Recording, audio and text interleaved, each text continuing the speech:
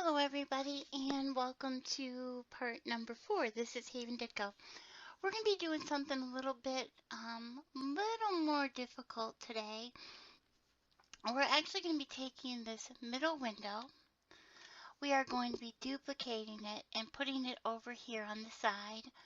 Only we're going to have it curve. It is going to be the corner of the building and it is going to curve around. And for that, we're going to use a path to help determine the placement, the curve, and the size of the window. Like I said, this is a little bit more advanced, and if you don't want to have this kind of a corner on your building, that's fine. But why don't you just go ahead and give it a try anyways? What can it hurt, right? You just might end up doing something you didn't think you could do. So I'm going into face select mode, selecting the center face. I'm going to use my control plus action. So if I hold control and hit my plus key, every time I hit plus, it grows that selection. And I want to grow it until it gets into this actual area up here. You can kind of see how it's going up like that, okay? I'm going to hit Shift plus D to duplicate it. And then I'm just going to move it over on the X-axis. I'm going to hit P, and this brings up my separate menu. So I'm going to choose by selection. I have this selected, and I want it separated from the rest of my object. When it separates, it will go into object mode because you can only have one thing in object at a time. So if this is separated from this, which is in object mode, in edit mode, this goes into object mode. And in case I said that wrong, you can only have one object or one item in edit mode at a time. So just to clear that up, I'm not sure if I said that right or not earlier. Okay, so now with this in object mode, I'm going to put this into object mode with my tab key. Select this one, and the first thing that I'm going to do is go up to Set Origin and Origin to Geometry. The geometry for this whole piece is right over here. When I move this in edit mode, the origin doesn't move. It stays here. The origin never moves in object mode or in edit mode. You can only move it in object. So I'm going to go to Set Origin, Origin to Geometry, and you can see how it's snapped up here into that geometry. With this in place, and I'm going to go ahead and go into my straight views. Maybe I'll turn on the 4 just a little bit and pull this over. I'm going to go into Control 1 for the back view and make sure that is where I want it to be. You can see I want to move it over a little bit more on the X-axis. So I'll scroll in really close, hit G, X, and use my arrow key to pull that over. And it seems like it's taken a long time to move over. It's such a tiny distance, but we are cammed in really close. So those movements take a lot more to do. Let's go ahead and check the bottom, and the bottom is touching, and that's nice. Just a good place to start, something nice and even. Let's go ahead and use our Shift and A. Actually, you know what? Let me show you another tool that we have, which is the search bar. If we click on our space bar and we type in Add Path, and that's assuming I can type correctly, I'm going to click on Add Path. And here you can see a path was added into our Blender scene. I'm going to go ahead and I'm going to scale this down a little bit. I'm going to put it in edit mode. And I'm going to make sure that I have this point and this point along a nice even square. So let's go into 7 view. Let me select the whole thing, and I'm just going to move it over on the X a little bit. I'm just using this area here to make this the scale that I want it to be. I need to make this 2 things long. So when I scaled it down the first time, let me go back a little bit. I scaled it down too far. So let's bring this right to the center. And it doesn't have to be exact. We're just trying to get it there a little bit close. So G and X, I'm just going to scoot it over a little. And keep camming in until I get as close as I can. G, X, and again, like I said, this doesn't have to be perfect. I'm just showing you ways that you can try and get it as perfect as possible. Now I'm going to hit S and X and scale that in. And it's really hard to see because the X-axis highlights right here as well. So it's hard to tell when you have it where you want it. Let's hit S and X again and just bring it out a little. And we're getting closer. So S and X. And I think that that is really close enough. I can go into edit mode and I could just move that one over. Scroll in here, edit mode, and I can pull this one. And I believe that's the correct grid mark. Yep, there we go. Now I'm going to take this one here, hit G, and I'm just going to move it up to this one. Let's scroll in and make sure that we have it where we want it.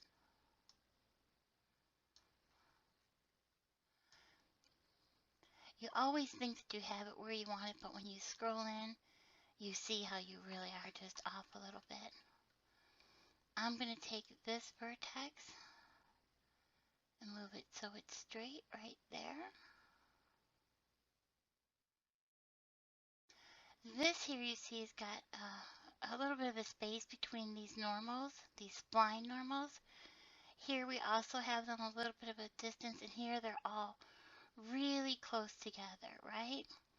So I'm going to go ahead and I'm going to select this vertex that I was just moving, and I'm actually going to hit delete and delete that vertice. And now I have something a little bit more of a curve. Let me take this one and delete that vertice as well. And there, I have a nice, somewhat uniform spline going all the way around. And that's good. That's really all we need. So I'm going to go ahead and go back into object mode. I'm going to move it on the X, so GX. Let's just move it over here till we get to the edge of the building. Whoops. Of course, I had to use my mouse on accident there. So G, and let's move it some more. The reason you don't see that red axis being highlighted right now is because I'm using just G without defining which axis I want to use. Okay, so this looks like a nice curve, and I'm thinking that that's going to be great for the window shape, but we won't know till we try it. So right click on the window and go into our modifiers, and we're going to choose a curve modifier. The first thing that you'll notice is that this is red where it says curve. Usually red means there's an error or there's something wrong. Right now, what it means is that there's no curve associated with what we're trying to add the modifier to. So we come down here and we click on NURBS path because that's what this is. And this menu will always show you all the curves that you have available to you. So you notice when I clicked it, the window automatically went right there to where it is. A couple of things. One, there's not enough geometry in this window to actually follow along this curve nice and smoothly. And that's if we go into edit mode, it pops back over here. You can see that this only has 3 faces going across the top. And 3 faces is really hard to make a nice curve with, okay? Also, this has 1 face, 2 big faces here, 1 long face here. There's really no place for this mesh to actually bend on because you know it only bends at vertices and edges. The faces don't bend unless you add edge loops to it. Alright, so what we're going to do, let's go back into, well, let me show you something else real quick. In our modifiers, we have these buttons up here. This one up here says to work on our curve, to see our curve in action while we're in edit mode. So you can see this is where our real mesh is. This is the idea of our mesh. This is what we want our modifier to do. Alright, kind of hard to work on your edit cage here when your mesh is all the way over there. So we have this next button, and that means lock our cage to the mesh. Okay, so this allows us to see our mesh in edit mode being affected by the modifier. This means we can see both of them. This means we can't see our modified object at all. Okay, so this has too few geometric spots or anything like that. We can't really work on this. So what we're going to do is go into vertex mode. And let's go ahead and turn both of these off for right now. Alright, so we want that. First thing that we want to do is let's go ahead and we're going to straighten these out a little bit. They are two different vertices, okay? So let's go ahead and we're going to just move that a little bit. Let's select those two vertices in our top one. There's another one up there. There might be a couple up there, so let's go ahead and choose our occlude off. Do a border select around the top ones and those bottom ones.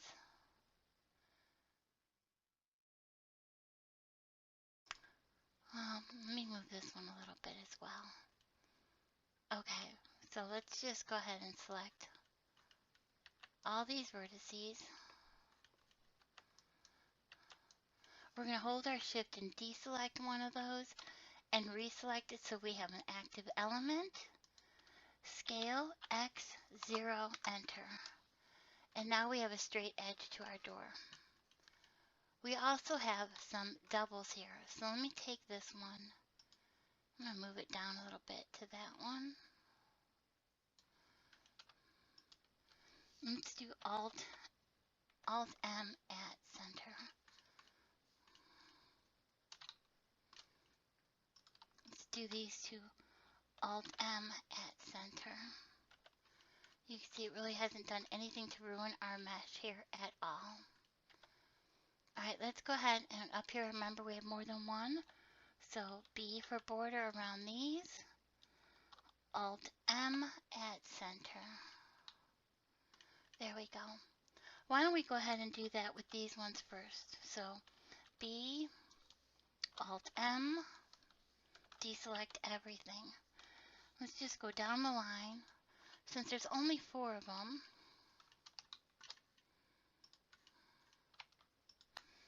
Alt M, we'll just do it last on that one. Alt M at center. So 1, 2, 3, active element, SX0, enter.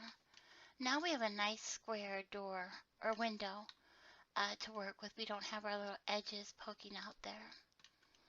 We do have a few other issues, and I'm going to take care of those. You would think that this would give this a nice place to bend, but it really doesn't, since this doesn't have any geometry breaks in it. So I'm going to choose these two, and I'm going to also do these at center.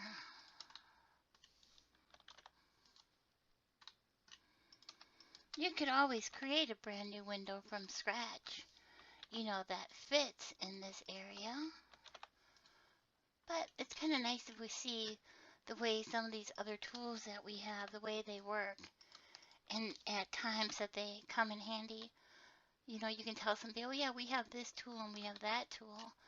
But if you don't have a time when they can work, or an example of when they can work, then when you go to use it, or when you need it, you don't really think about it. Alright, next I'm going to go to my modifiers. and I'm going to choose Subdivision Surface. And that kind of helps a little bit giving us some geometry. And even though you can't see it, every face that can be turned in to quads or into fours has been done. I'm going to go ahead and put on a second view. And let me explain a little bit about what's going on with this right now. Our subsurf modifier is being applied to an item that's been applied to a curve. We don't want that. We want a curve applied to an object that's been subsurfed. So let's click on this arrow and it will send this modifier above this one. Because modifiers work in the order that they've been put into the stack. So whatever goes in first is done first, whatever goes in after that is done after that. But we want these in there the other way around. So now I'm going to go ahead and turn my things on. And now you can see what we have. This is not actually optimal for us either. And one of the settings that we can change to get better results is to go from Catmull Clark to simple. And simple gives us a much better result. We can work with this a lot easier than we can with it with the Catmull Clark on there. You can also see that this here is not curved in the center. This is actually the center of the window. And as you see, it's kind of pointing almost towards the front. And this here is like pointing right towards the corner.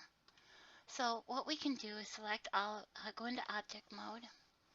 And we can start adjusting it now to this curve, or we can start changing the curve size. We go in between the two different ones to see what we want. Because this is linked to that, it's associated with that, when we move this, when we move its origin into different places, it will be affected by this in different ways. The first thing that we want to do though is think about our origin. We rescaled this, and even though we did it as perfectly as we could, this is not actually in the center of this geometry because we move this geometry in edit mode. And remember, the origin never moves with an object or moves within edit mode. So let's go to set origin and origin to geometry. And you'll see how that changed that right away. That really just affected it.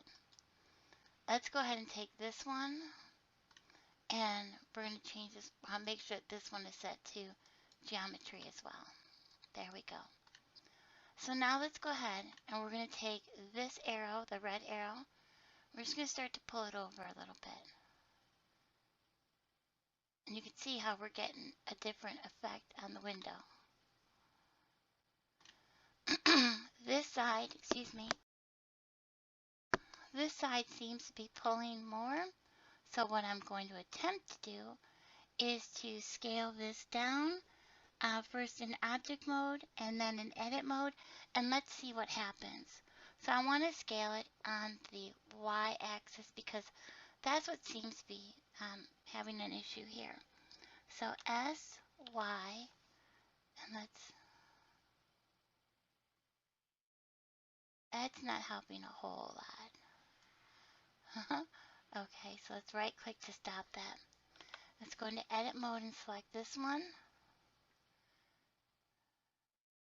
And there we're just getting too straight. That's not exactly what we want either. So let's see if we stretch this all out.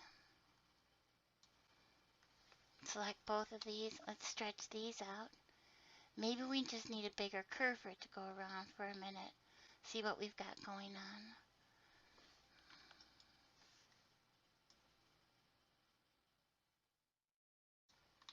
And that is actually looking really good right there. I might want that to be a little more of a curve, but you can see that it's really taking on that shape nice. Let's go ahead and check out this window. by putting it in, let's try smooth shading. Smooth shading isn't so bad on this one.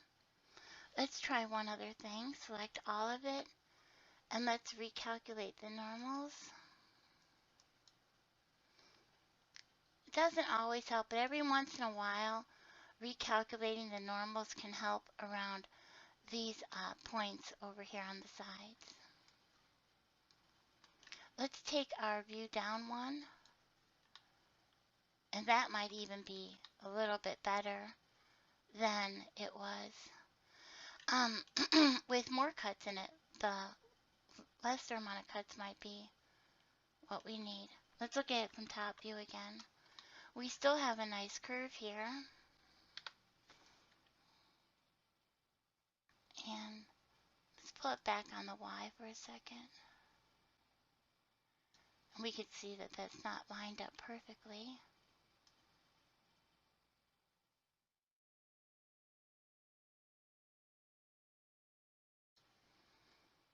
One, two, three, four, five. 1, 2, 3, 4, 5, 6.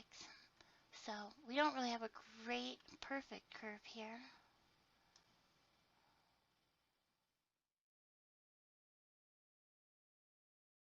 Well, actually it was going into this other thing as well.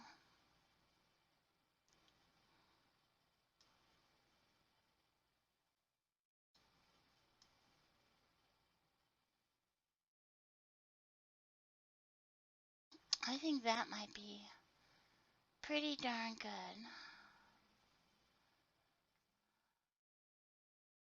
What do you think? I kind of like that. Let's go back into flat just to see what we've got. This doesn't have a whole lot of geometry to it, so it's not bending as much as we'd like it to.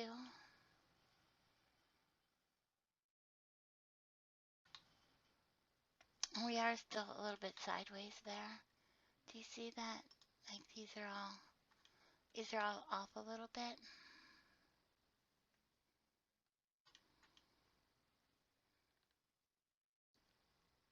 Does our view change that? Not that much.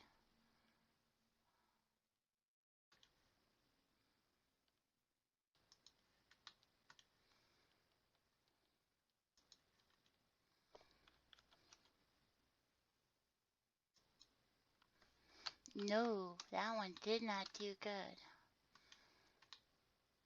Okay, so we're not going to worry too much about this because that's going to be concealed, and some of this will be concealed as well. Alright, so we're going to leave it just like that. That's actually pretty nice. That turned out pretty good. So what I'm going to do is you want to apply the curve first. Do you see what happened? It's still subdivided, but the curve is applied and it didn't really take notice of the subsurf when it was applied because the subsurf was not applied. So we need to apply the subsurf first, and then it stays like that, and now we can apply the curve. And there we have what we wanted. Because it's no longer associated with the curve, we can take our origin and set it back to the geometry, and now we can move our window over to where we want it. And the size of it only changed from left to right, this way. It didn't change top to bottom, so you can see this is still here. So I'm going to do joining on these, so select them both and hit J, and go into, oh, it didn't, hang on, let's see. Didn't join them, so Control J, sorry. And then here, we can see, we've got it. Let's take all of these from top to bottom, and we are going to select this one. And actually, we don't have to select them both, just one. Active element and SX0. Oops, let's go back. because do you see what happened? It selected it all the way around, and that's not what we want. So let's just hit B and deselect all of this and all of that. Okay, so SX0, enter. Now those are lined up nice and perfect. And there you go. Now we have our actual window. If you wanted to put the smooth shading on here, you actually have to do that while this is a separate object. Because if you decided to put smooth shading on here after you join this, then this is all going to get smooth shading as well. And I really don't think that we want that for most of this stuff. Again, textures will take care of a lot of that roughness that we're seeing here. So let me go ahead and I'm going to go forward, or let me connect these again, sorry. Control J. Oh my goodness, you'd almost think I didn't know what I was doing for a moment here. I'm going to turn this deselected. And this time I'll just do a border select here so I don't have to deselect everything.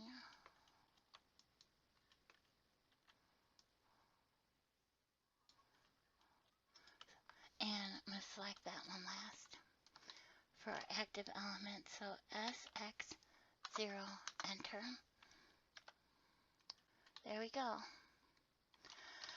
All right, so that's part number 4. That's going to take a little bit of time to do. I might even look into a little bit more about smoothing out some of that, but honestly, what we're going to do is we're going to have this here ledge come out and around that. So that's going to cover up the edge of it, but we could also, you know, do really good work with textures on that as well, where that really won't be such a visible thing. Anyhow, good luck with it. Have fun. Get your curved window done, and I hope that the path, you just take your time with it. Don't get frustrated. It's going to take a little bit of work to get it exactly where you want it. All right. Please subscribe, share, and like the videos. And again, if you want to put a screenshot of your progress in there, that would be great. I'm sure everybody would like to see what everybody else is up to. Have a good day.